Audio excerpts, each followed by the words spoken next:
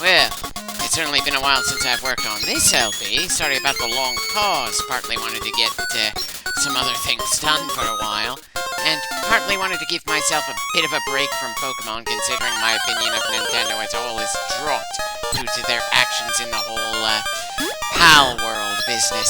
It's funny how my issue had more to do with Pokemon and how it hasn't done all that much to evolve over the years, but this game was before they'd fully made it to being a stagnant series. It introduced the time mechanic, Steel type and Dark type, but the real sad fact is that while things were refined in later generations, if you go through the first two, you've essentially seen the vast majority of what the others are going to pull, and that is part of my frustration that was bleeding through the earlier clips.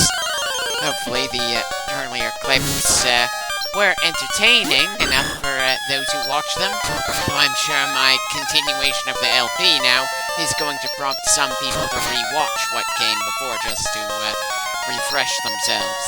Hell, I need to refresh myself a bit on how much I've managed to do so far in this LP. All I know for the moment is that I was doing some grinding to get the team better prepared for the next gym. A gym battle that is notoriously brutal. Seriously, taking out Falkner and Bugsy so easily could potentially give you a big head, make you feel like you can handle what comes next, and then Whitney shows up. Definitely was an awkward point for me to take a break from this game, but hey, this is the 26th clip. For a game as long as Pokemon, if you're not feeling it in terms of commentary, then you're just gonna drive yourself crazy. And the entire point around here is to have fun. I wasn't having fun at the time I finished off the 25th clip, but I started feeling the itch again right now and still have the footage of the playthrough, so we're back. And I'm pretty determined to get a good amount of this game done. Again, very sorry I left people hanging for so long. Hell, I feel more guilty that I left this team hanging. Just because they don't measure up to the team from the first generation, and just because the second generation as a whole hangs in the shadow of the first, doesn't mean that it's not still worth going through the whole journey with them.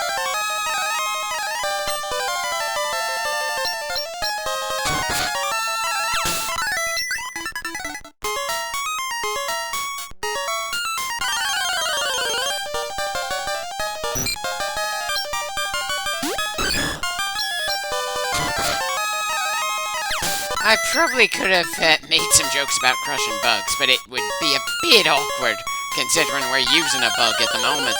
Sure, Heracross is technically a better bug than the Weedles, Caterpies, Kakunas, and Metapods we can find in this forest, but still, I mostly put this damn difficult to catch bug on our team, because he's a fighting type, not the bug type that is more visibly prominent here.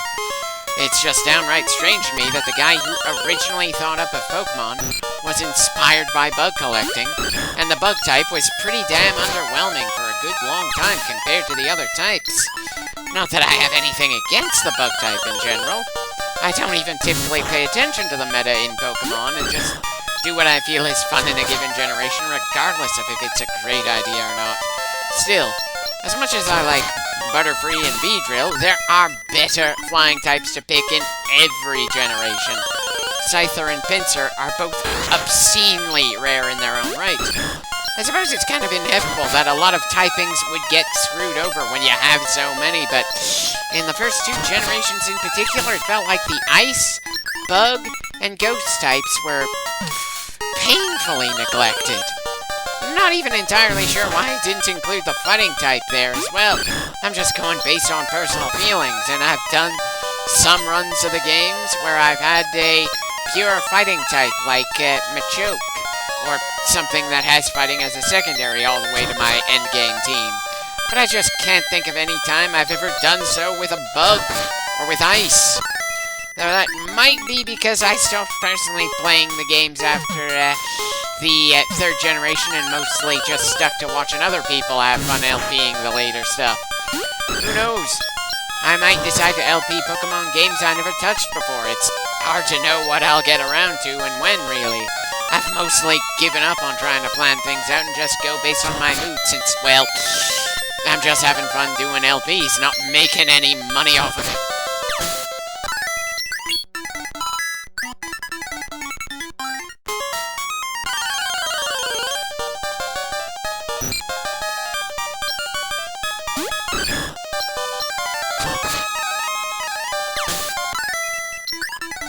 Definitely not gaining a lot of experience points out here, but then there aren't any especially amazing spots to grind for experience at this stage of the game. Well, you could argue that there aren't that many great places to grind in Pokemon games in general. At least when I compare them to other role-player games, I certainly feel like I jump up in levels faster in something like Final Fantasy, that's for sure. Of course, the stakes in Final Fantasy are generally a hell of a lot higher than in Pokemon as well. In those games, saving the world is the main end goal, and sometimes the smaller goals on the way there have a lot more weight behind them than most Pokemon-related objectives. When lives are at risk, people tend to either get strong in a hurry or die, and that isn't the kind of world this generally is. Despite having so many aspects I could define it as a death world, Pokemon is generally pretty safe, at least according to the mainline anime and many of the other side materials. I feel like I've probably talked about this earlier in this LP, and the one for the first generation, and possibly mentioned some Pokemon fanfiction I've seen that's particularly good. Still, even if I have, I can probably afford to mention things like Born of Caution again. It's a damn good isekai fic where a zookeeper ends up in Hoenn, the region of the third generation, with a Vulpix starter. I've yet to see any other fanfiction in the fandom that brings me quite as much joy when I read it, though I always feel annoyed when I reach a point that reminds me that yes, this fic is indeed not yet fully complete despite the obscene word count that it's built over the years.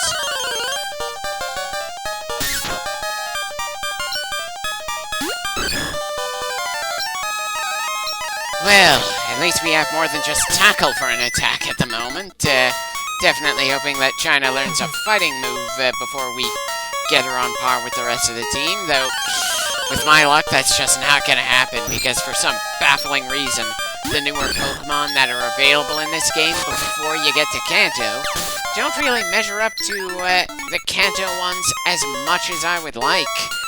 Really, I wish I knew why. You'd think that the second generation would do more to try to showcase the brand new Pokemon like Skarmory and Houndoom, making them available before you beat the Elite Four.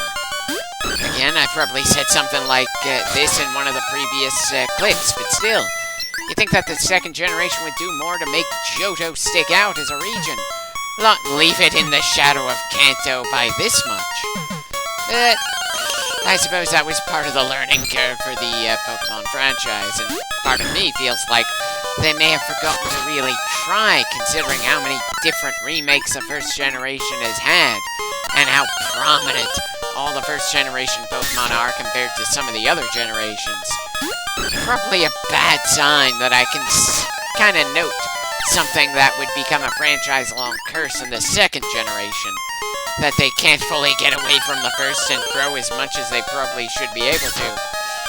Sorry if I'm sounding a little bit negative again. I'm trying to come up with things to talk about when there's nobody to talk to around here and when the footage is pretty much empty grinding on my part. Sure, the smart move would be to skip over the footage of the grinding and just move on to the interesting stuff. And with many other role-player games I can think of, I probably would do that, since they have a much stronger narrative to draw you in. But this is Pokemon, and the biggest thing you do in any Pokemon game is raise your team up as you head to the championship of a given region. Skipping over the grinding in a game like this would be like skipping over the actual fighting in a real-time strategy game, or the landing/takeoff sequences of a flight-based game. Perhaps not the sanest way to look at things, but hey, I'm the one who decided to go on this journey. Hell, I'm pretty sure there's so many Pokemon Let's Players out there that uploading any on my part isn't gonna gain me any extra notoriety on the internet whatsoever. Still, the process of making Let's Play videos of any kind is more for me than for anybody else. I do not get any kind of advertising revenue, and I generally don't expect to gain more subscribers or viewers in a given game when I decide to start working on it. It's all just me having fun in my own way, and if that happens to be fun for the people who stumble onto my stuff, that's great. I hope watching this random guy LPing games online with no real schedule and no pressure when doing so makes your own day just a little bit more bearable. And if my Let's Plays are not particularly enjoyable for some reason or another, like my usual inclination to point out things that I feel are bad or at the very least add room for improvement, then I'm sure there are other Let's Players online you could stumble onto that are more to your tastes. Anyway, looks like China is pretty much on par with the rest of the team by now. Let's get Venus to start leveling up as well.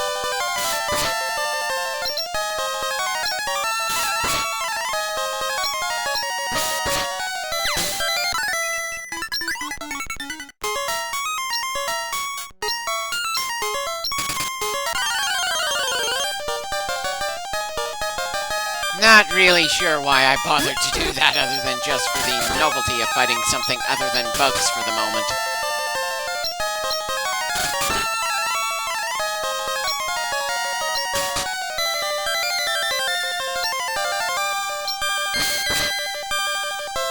Really not a fan of the move Vine Whip, but it's the only grass move we've got, at least until Venus learns Razor Leaf, and that's probably going to take quite a while to do.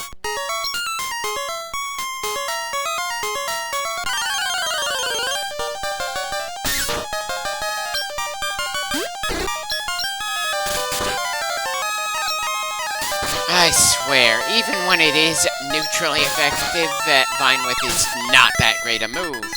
You'd think with how basic the grass move is that they would give it a few more charges. Hell, Hyper Fang has more ammo than Vine Whip, and Hyper Fang is most definitely a much harder hitting attack, even when it's not being done by a normal type.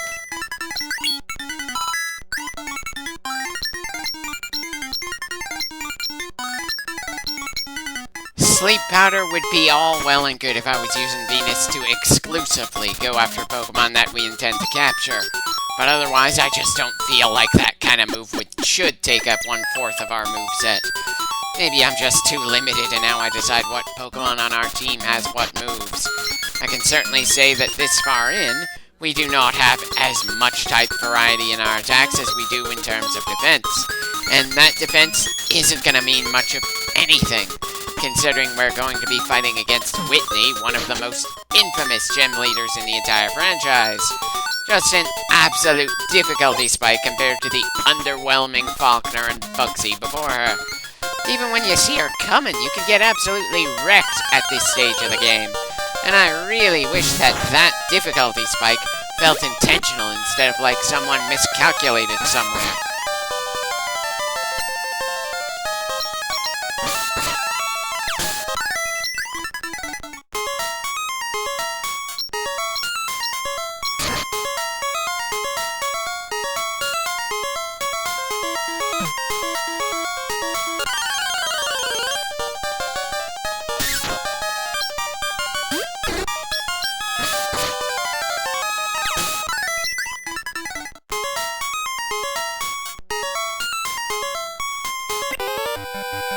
Huh.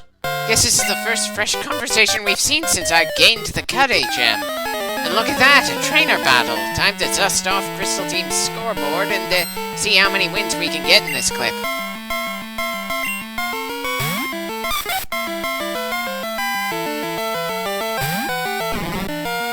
Still fighting against bugs in this forest, but at least it's a different looking bug. And look at that, Venus has just become an ace in this game. 5th win since joining the team. Nice to see, and I don't see much reason to get her out of the fight.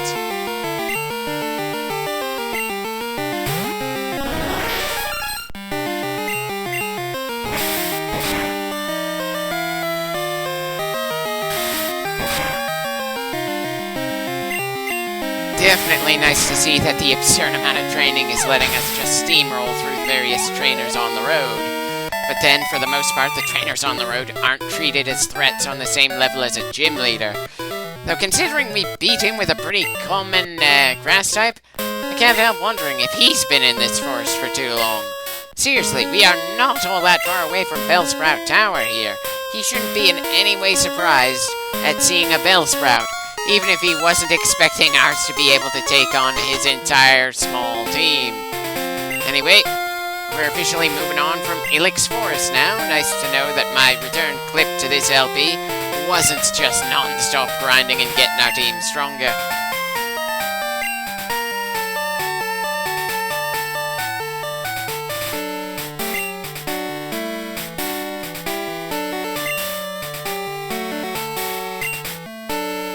Well, it's a lot less stressful to have a Pokedex when you decide you don't want to fill the entire dex in a given playthrough. And while I appreciate the thought of you giving me a TM with a move that improves our encounter rate, I'm pretty sure we're going to sell that TM at the first opportunity. Kind of funny that I never really bothered to do anything to mess with encounter rates outside some very frustrating moments when going through the Final Fantasy Pixel Remastered games. I guess, much like keeping the grind in footage, I consider it too much a part of the overall journey that we have to deal with obscene numbers of monsters popping up to attack us.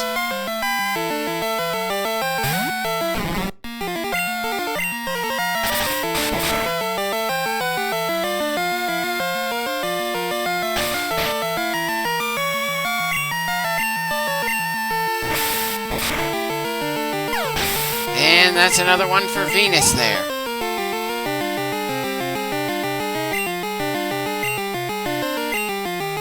Well, as good as Venus's run has been so far, we don't want her to mess with a damn bird.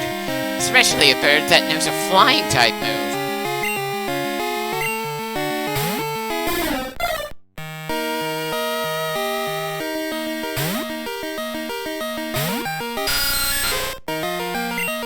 Kinda funny that Flender's bare-bone basic move is pretty damn underwhelming considering it's also replenishes Flender's health. Still, he's the highest-scoring member of the team at this point. That Spearow puts him at 22.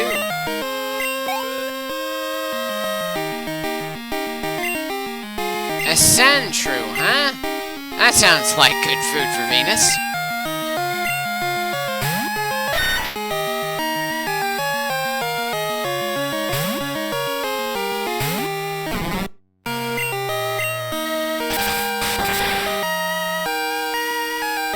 I probably said it before in a previous clip, but it's kind of hard to feel all that enthusiastic about most Pokemon battles.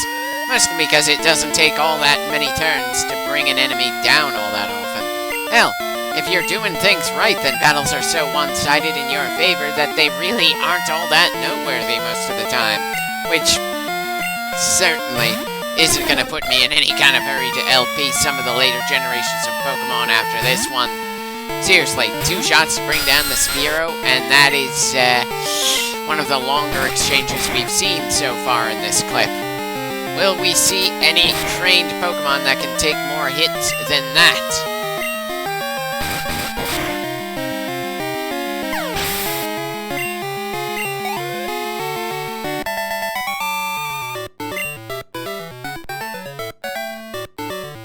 Don't worry, we've beaten down quite a few trainers since we entered this region.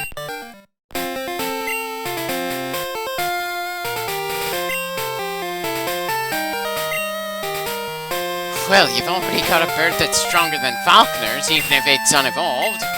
I'm possibly not giving Falconer enough credit, but still, he was very unimpressive as a gym leader, and definitely not great for what few players had this game as their first ever Pokemon game. Probably not all that many considering you could play the first generation Pokemon games on the same console. Still, kind of worth thinking about when you're making a sequel.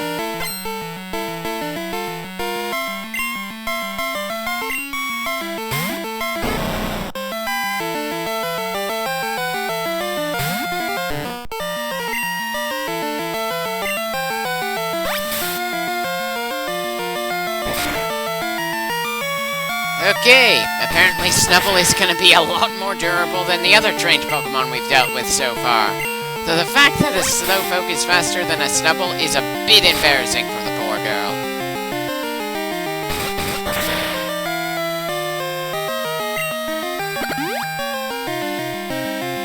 Okay. I suppose the berry the Snubbull was carrying is helping edge them over Caboose here. Sorry, Caboose, doesn't look like you're gonna be the one winning this exchange. Probably wouldn't be a great idea to send Vincent out against her, though, since, well, I don't think Vincent really has any attacks that can harm a normal type. At least not yet. And that's gonna be incredibly awkward considering the gym we're heading towards. But I suppose we'll drown by that bridge when we get to it.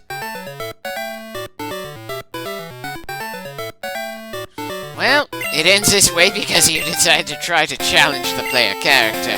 And Chris is very much more prepared for battle than you are. Seriously, there aren't that many trainers in a given Pokemon game that have 6 members on their team. It's actually kind of weird. At least as far as I remember. Right, guess I'm retreating for healing. But, hey, we're making progress. Very slow progress since we're 26 clip into the game, but still, I'll take what I can get.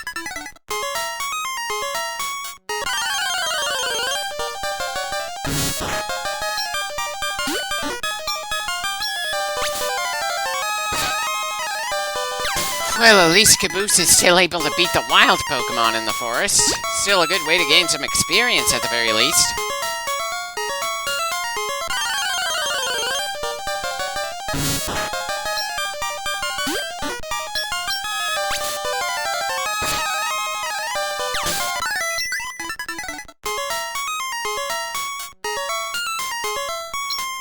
Wonder how many more times we're gonna cut down this same tree. Not that I'm keeping track of that. Anyway, guess we're going to be done with this clip here. I'll definitely get the next one out sooner than it took me to get this one.